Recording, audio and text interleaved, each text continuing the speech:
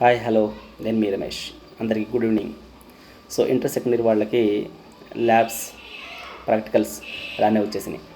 రేపు నుంచి ప్రతి ఒక్క ఇంటర్ విద్యార్థి ప్రాక్టికల్స్ రాయబోతున్నారు. కాబట్టి ప్రాక్టికల్స్ అంటే స్టూడెంట్స్కి ఒక రకమైన ఫీలింగ్ అనేది, భయం అనేది ఉంటుంది. సో అటువంటి భయాలని పోగొట్టడానికి ఈ నా చిన్న ప్రయత్నం.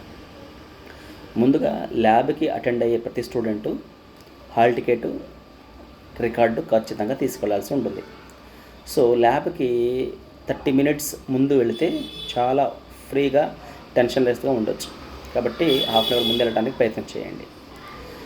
ల్యాబ్కి అక్కడ వెళ్ళిన తర్వాత అక్కడ ఉండే ఇంటర్నల్ ఎవరైతే ఉంటారో వాళ్ళు హాల్ టికెట్ నెంబర్ వైజ్ అందరినీ ఒక ఆర్డర్లో నుంచోబెడతారు. సో అలా నుంచోబెట్టిన తర్వాత మనకి లోపల ఎక్స్టర్నల్ సార్ ఉంటారు. మన ల్యాబ్లోకి అడుగుపెట్టిన తర్వాత మనకి రికార్డ్స్ని ఆ టేబుల్ మీద కానీ, లేకపోతే పక్కన ఏమైనా స్టూల్ ఉంటే స్టూల్ మీద పెట్టేసేయాలి. పెట్టేసిన తర్వాత ఆ టేబుల్ మీద ఎక్స్టర్నల్ సార్ కూర్చున్న టేబుల్ ఏదైతే ఉందో ఆ టేబుల్ మీద మనకి బాక్స్లో కానీ, బౌల్లో కానీ, లేదా టేబుల్ మీద కానీ కొన్ని స్లిప్స్ ఉంటాయి. ఆ స్లిప్ తీసి మనం ఓపెన్ చేసేయాలి. ఓపెన్ చేస్తే దాని మీద ఒక నెంబర్ ఉంటుంది. ఆ నెంబరు ఆ ఎక్స్టర్నల్ సార్కి చెప్పాలి. చెప్పినప్పుడు ఆ నెంబర్ని మనకి బుక్లెట్లో వేసి ఎక్స్టర్నల్ సార్ మనకి ఇస్తారు. ఆ బుక్లెట్లో వేసిన నెంబరు, స్లిప్ మీద ఉన్న నెంబరు రెండు సేమా కాదా మనమే చెక్ చేసుకోవాల్సి ఉంటుంది. ఓకే అయితే ఎటువంటి అబ్జెక్షన్ లేదు. రెండు కనుక డిఫరెంట్ ఉంటే వెంటనే ఎక్స్టర్నల్ సార్కి చెప్పి ఆ క్వశ్చన్ని మనం మోడిఫై చేయించుకోవాల్సి ఉంటుంది. సో ఏదైతే ఆ బుక్లెట్ మీద, స్లిప్ మీద క్వశ్చన్ ఏదైతే ఉందో అదే మన క్వశ్చన్ నెంబర్ అనమాట. అదే మన క్వశ్చన్ అవుతుంది. ఇలా 20 మంది ల్యాబ్లోకి వచ్చేస్తారు. వచ్చేసిన తర్వాత క్వశ్చన్ నెంబర్ ఆధారంగా మీకు క్వశ్చన్ కొంతమంది ఎక్స్ప్లెయిన్ చేస్తారు. క్వశ్చన్ బ్యాంక్స్ ఎక్కువ ఉంటే కనుక ఆ క్వశ్చన్ నెంబర్ ఆధారంగా మనం మన బుక్లెట్లో ఆ క్వశ్చన్ రాసుకోవాల్సి ఉంటుంది. పూర్తిగా క్వశ్చన్ రాసుకోవాలి. ఇంగ్లీష్ మీడియం అయితే ఇంగ్లీష్ మీడియంలో రాసుకోవాలి. తెలుగు మీడియం స్టూడెంట్స్ అయితే తెలుగు మీడియంలో రాసుకోవాల్సి ఉంటుంది. సో ఇలా రాసేసుకున్న తర్వాత 20 మందికి కూడా అలా క్వశ్చన్స్ అన్నీ వాళ్ళకి వచ్చిన ఏదైతే క్వశ్చన్ ఉందో ఆ క్వశ్చన్ నెంబర్కి సంబంధించిన క్వశ్చన్ మొత్తం కూడా రాసుకోవాల్సి ఉంటుంది.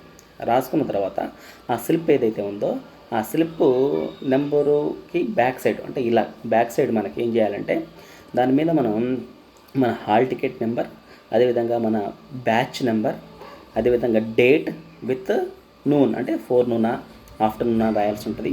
దాని కింద మీ సైన్ చేయాల్సి ఉంటుంది. ఆ స్లిప్ని చాలా జాగ్రత్తగా మీరు ఉంచుకోవాల్సి ఉంటుంది. అది ఇంటర్నల్ ఎగ్జామ్లో తీసుకునేంత వరకు కూడా ఆ స్లిప్ని మీరు చాలా జాగ్రత్తగా ఉంచుకోవాల్సి ఉంటుంది.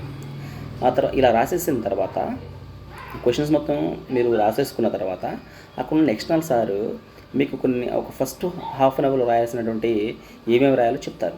అవి ఏంటంటే ఫస్ట్ ఎయిమ్ రాయాలి. ఫిజిక్స్ ప్రాక్టికల్స్ అయితే ఎయిమ్ రాయాలి, ఆపరేటర్స్ రాయాలి, ఫార్ములా రాయాలి.